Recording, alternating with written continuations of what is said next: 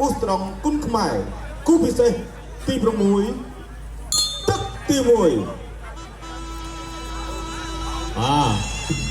ទឹកទី1បាទរទ្ធីបូភាមកពី Super Fight រឿងនេះណាមកពីក្លឹបរបស់លោករឿងសុភ័ក្រអាយយបាទរឿងនេះណាទាត់ឆ្វេងមួយទាត់សងមកវិញពីបូភាប៉ុន្តែឌីណាថយផុតឡមែនទេបាទថយទៅតាមបច្ចេកទេសតែបន្តិចតែប៉ុណ្ណោះបាទចលោមួយទាត់ឆ្វេងមួយអូយទាត់សងមកវិញ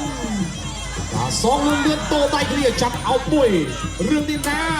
106ប្រកួតឈ្នះ80ប្រកួតទៅហើយមិនធម្មតាទេបាទលោកយ៉ាងណាថា stop បាទប៉ុន្តែរទ្ធីបូភាមកពី Super Fight នេះក៏មិនធម្មតាដែរបាទកាលនេះមកប៉ះគ្នាបុកក្រៅបាទសងវៀនទូស្រងគុណខ្មែរបាទជូនទៅចំណីចក្ខុសម្រាប់អ្នកស្រុកសំរោងខេត្តតាកែវបុកគាត់មួយទៀតអីយោបាទអត់បញ្ហាទេ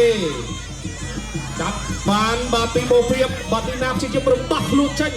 បាទតែបូភាចាក់ក្រៀកជាប់បាទលោកអាញាកណ្ដាលកំពុងតែមើលបើសិនជាមានសកម្មភាពមិនបំបីទេប៉ុន្តែមិនមានសកម្មភាពទេបាទដូច្នេះបំបីសិនបាទចាប់ញែកមកបន្តការប្រកួតទាត់ជើងក្រោមមួយបាទពីបូភាទាត់ឆ្វេងសងវិញពីឌីណាហាត់ដល់ទាត់ប្រពន្ធហ្នឹងមិនទាត់ឈឺទេបាទដល់ដូចគ្នាដកស្នាមមួយបាទពីរឿងឌីណាដកឆ្វេងមួយទាត់ឆ្វេងមួយពីរឿងឌីណាបាទលោករឿងសុភ័ណ្ឌនៅខាងក្រោមក៏អត់ស្ងៀមដែរបាទលោករឿងសុភ័ណ្ឌថាវាយទៅបើវាយទៅតាមក្បួនខ្នាតតែគ្រូប្រាប់ណា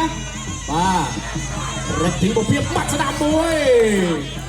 ទះជើងក្រោមមួយពីរឿងឌីណាទាត់សងមកវិញពី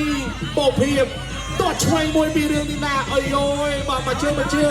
ចូលដិតជ្រៅដូចរសជាតិរបស់គូស្រងចឹងបាទ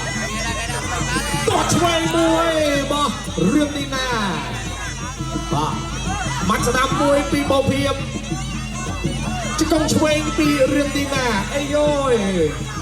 បាទអាមួយចាក់ចំបាញ់ទាត់ស្ដាប់មួយពីរទ្ធីបូភាមាត់ឆ្វេងមួយពីឌីណាចាប់អោបក្រៀកជង្គង់ស្ដាប់មួយកងបាទលោកអាញាកណ្ដាលបាទចាប់ញែកចេញពីគ្នាសិនបាទគូល្អចឹងមិនអាចឲ្យអោបគ្នាយូរទេបាទទុកឲ្យវាគ្នាវិញទាត់ឆ្វេងមួយពីរឿងឌីណា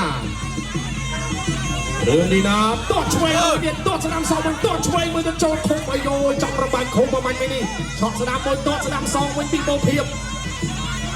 បាទចូលទាត់ឆ្វេងមួយពីរឿងឌីណា